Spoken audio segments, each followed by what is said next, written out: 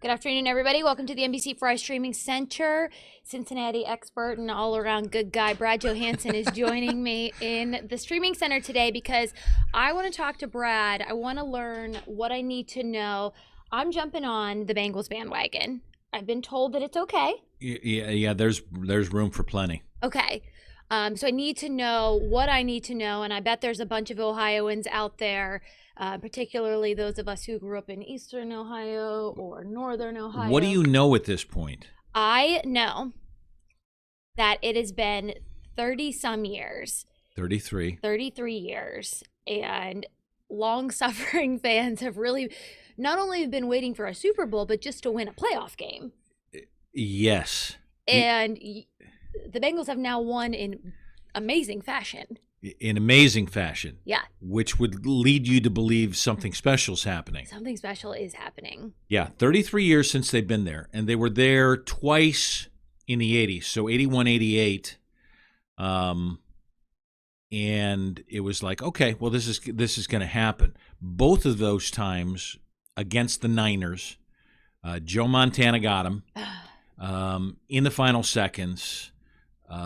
They had their shot, and then it has been a drought. Now, a lot of people probably don't know that I did play-by-play for the Bengals for 10, 11 years on radio, a lot more years with Anthony Munoz and Sam Weish doing preseason games on television station there. So in those years, a lot of years, got to call one playoff game. That one playoff game was Carson Palmer getting taken down in the first half by Kimo Van Olhoffen. That was the year they were going to win it. And the Steelers won that game as John Kitna came in to relieve him. Steelers won that game and went on to win the Super Bowl. I remember that year. I grew up in Eastern Ohio. I was born in Pittsburgh. Yeah. Yeah, so That's it. Yeah, so had some pretty good years, as a Steelers fan in Eastern Ohio, but now I'm in Columbus. I'm in Columbus for good, and I feel like I need to adopt an Ohio team. I'm going to pick the Bengals. Okay. Tony's laughing. Okay. I'm going to pick the Bengals just because I really like Joe Burrow, and what's not to like about him? Yeah, everybody loves Joe Everyone Burrow. loves Joe. Joe cool. We are alumni of the same university. We claim him. Anyway, black and orange, obviously those are the colors. Which is difficult to continue to dress in black and orange. It is. I Yeah. don't own any orange. I actually talked to Jennifer this morning. She's going to let me borrow an orange dress for this Friday. All right. Yeah. Do you know the Who Day chant? I don't. These are the things. Oh, come on. You do too. I know it's 1, 2, 3, Who Day, and they're going to beat them. I don't know. Tell me. Teach me. You serious? You think it's 1, 2, 3, Who Day, we going to beat them? No, you say Who Day like 3 or 4 times. Dan was yelling it. It's very simple. Okay. It's Who Day, Who Day, Who Day think going to beat them Bengals? Who Day, Who Day, Who Day think going to beat them Bengals? Nobody. There it is. Now, do you know where Who Day came from? This seems to be a legend that really doesn't have a firm foundation, but here's my best guess. This goes back to the first Super Bowl, all the way 81. There's Hudipole Brewing Company in Cincinnati, and those beers were served at the game. So when you wanted a beer, you would just say, "Give me a Who Day," or a Hudie. Hudie turned into Who Day, and then when people get drunk, then it simply just becomes Who Day. So I think that's where Who Day came from, although people think that, because New Orleans does Who Dat, and it really doesn't have anything to do with Who Dat. But when you're in New Orleans and you have Bengals fans going Who Day and New Orleans fans going Who Dat, it can get ugly at that point. But I think the Hudie turned into Who Day. And actually, here's a little something for you. Today, Who Day beer from Hudipole Brewing is coming back out with 10 packs today, specifically for the Super Bowl. They haven't been out in a while, so you can get your Who Day or your Hudie today. I was talking with our friend Dan yesterday, and he's got this pack of the Who Day beer. Yes. From the 80s in his closet. Now he can get new ones. Yes. because he probably doesn't want to drink those that are in his closet. He may save these as well, but might want to get a pack to drink for Sunday. Okay. All right. So we know the chant. Yes. And when is that said? You say it anytime. Okay. Yeah. Whenever things are good, or whenever things are bad, to try and get things to be good. It's very simple. I didn't know if it was like a sloopy thing, like in between the periods or whatever. You know how they do sloopy in between third and fourth? Right. Okay. Right. So you can just say this whenever. Yeah. You can say that whenever. And then, they play their touchdown song, and you can sing during that as well. What are some of the songs associated with Bengals and being at the stadium? Songs being at the stadium. When they come out to warm up, in my day, and I haven't been to a game in a little bit, but it was always In the Air Tonight, Phil Collins. That was like the opening warm-up song that made you feel like, all right, it's game day. Songs, they'll probably play Sloopy at games as well that are associated with it. But, you have your old-time who cares, it's the Bengals songs that people would always do because they were always insignificant. Yeah. And now you're going to have to pay attention. And Bootsy Collins would always come up with a tune. And he would create something new when they were that playoff year. I am in a Bootsy Collins video of opening that game. I have no idea where that video is, but he did another video for this game. So for people who might not know who Bootsy Collins is, can you tell us? Bootsy is the king of funk. Okay. He is funkalicious. Bootsy played with just about everybody back in 60s and 70s and is still making music today. Look up Bootsy Collins and you will... What's the connection to the Bengals? Is he a Cincy guy? Yeah, he's a Cincy guy. Okay. Yeah, so he continues to make his music out of Cincy. Okay. And he looks cool. Yeah, Bootsy's funkalicious. I love it. Yeah. Why, the first thing on Google that says is Bootsy Collins Snoop Dogg's uncle? That I don't know the answer to. There's no real answer, but it's an NPR article. Okay. Well, so it's pretty serious. Look that up and follow. He's probably related to a lot of people in the music industry. Yeah. I love it. All right. So we know a little bit of the history and the colors and the songs and the traditions and anything like that. What else do people need to know to jump on the bandwagon? Well, if you're going to do the dance, because Ickey Woods, you used to do the Ickey Shuffle back in the... Oh, you don't know about the Ickey Shuffle? Brad, I am a newborn baby. Goodness, you got to look up the Ickey Shuffle. Okay. And I would get out of the chair and do the Ickey Shuffle, which anybody can do, but you can't do it. Oh. Look up the Ickey Shuffle. Ickey Shuffle. 1, 2, 3, 1, 2, 3, then hop, hop, hop, and spike the ball. That was what Ickey would do when he would score a touchdown. Now it's the gritty. Because Mixon does the gritty, Jamar Chase does the gritty. Okay. So you have to look up that dance too, and that's just a different step. Okay. Yeah, I'm not. Really I see Ickey. Oh my, he's huge. Who, Ickey? Yeah. Ickey's a big boy now. Yeah. I mean, I know the shoulder pads were a lot bigger then too, but like, oh my gosh. Yeah, he's bigger now than he was in playing days too. Yeah. Wait, this dance is awesome. I'm watching it on YouTube. I'll link it in the. So you have that, and then you probably should look up the gritty. The gritty. Because that's Jamar and Mix. A lot of the guys have now picked up the gritty because he used to do that at LSU. Okay. You got that? I'm looking it up. So we'll go back to the who dat and the who day. Yeah. So I don't think that we need to fight over it because we've got such a strong connection to Louisiana with so many of the Bengals players. Yeah. Fair enough. I hadn't even thought about that, but yeah, you got a little LSU in the blood now with this pair with Joe and Jamar. Okay, the gritty's fun. You like that too? I can't do that. So you could do cute. that.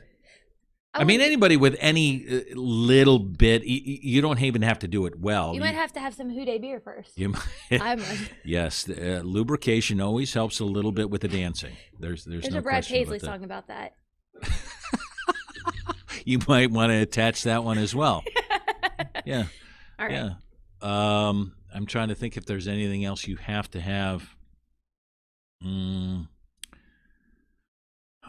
No, I don't. I don't really think you have to have anything else. All right. What are going to be some hot spots in like Cincinnati this weekend where people are going to watch? Since I know the stadium is not going to be open. Things are crazy down at the Banks. Okay. So the Banks is always where they're, and that's where you'll have, because tonight they're doing, what do you call it? Yes. No. Don't say yes. It's like a a fest. party. It's what did he say?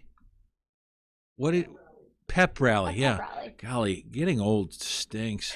Yeah, they're having pep rally tonight. So the Banks will be the hot spot down there because there's a lot of bars. Usually they'll open that up for walking with alcohol. So Fedora. It'll be good tonight. Okay. So that may be the spot. You can anything down by the stadium and then down by the Banks will allow you to find people going crazy, and I think Houdet comes out now about every 3 seconds during that time. Every time he leaves the building, Dan Perlman peeps. Exactly. Peeps around my cubicle there and goes. I sat down with Anthony Munoz a little bit. He's heading out to L.A. Yeah. Munoz, the only Bengals Hall of Famer, now in the Ring of Honor. Munoz played in both of those Super Bowls, and I'll run some of that sound tonight. He said, I turned to my wife and I go, I thought I retired because his phone has been ringing off the hook for the last several weeks because everybody wants to talk about Bengals. And he said it has never been this crazy in this city as it is right now.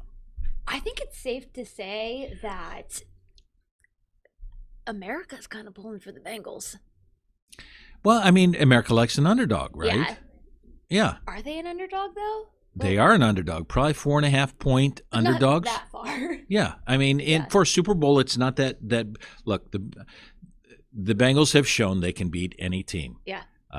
Obviously, the Rams' defensive line is a problem because the Bengals' offensive line has been a problem. Never has a team moved on in the playoffs after getting their quarterback sacked 9 times. And had there not been a couple of penalties, he would have been sacked 11 times.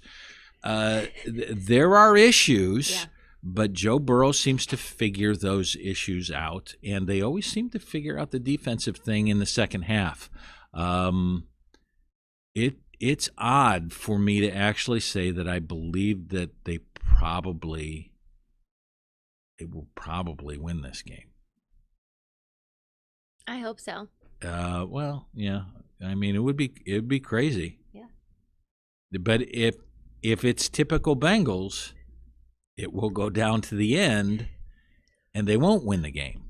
The thing is about this team, they should have lost probably every week going into this and coming down to so it's not the typical Bengals. That's why this year's so different. Well, maybe this is the new typical.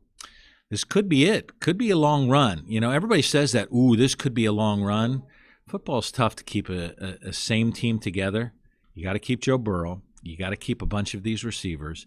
And there's always money involved. And once teams start to win, everybody wants a little bit more money, and then it's a little bit more difficult to keep teams together. So we'll see how it goes after this year.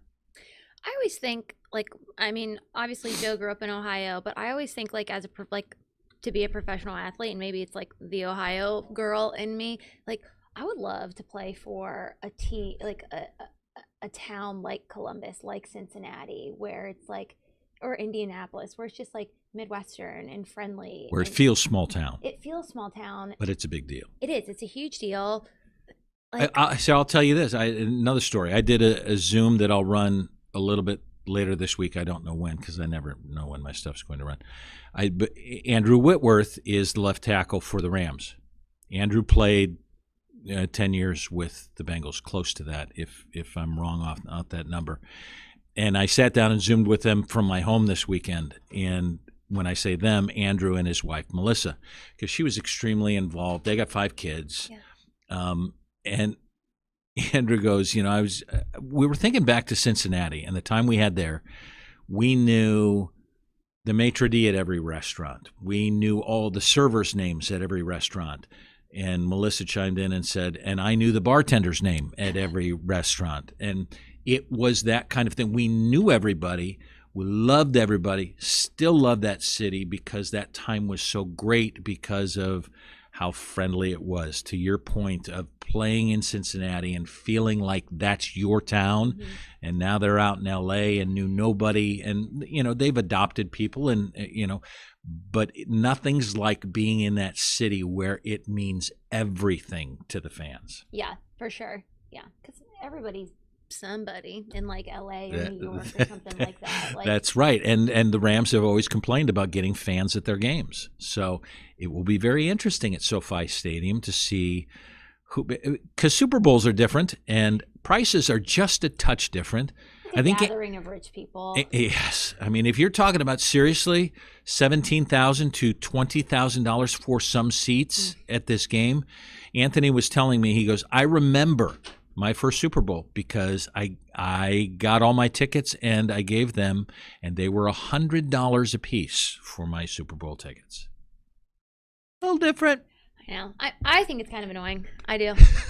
Like the whole that thing. You can't even get into a game. It's not that I want to go, but like I just know so many like diehard friends, and I just would feel love to go. Exactly. Like they would put up $1,000 for a ticket, but they can't put up $5,000 or $6,000 for a ticket. I've been to one Super Bowl, and that was the Super Bowl where, because this is where they announce the Hall of Fame class every Super Bowl, and Anthony was announced in '98.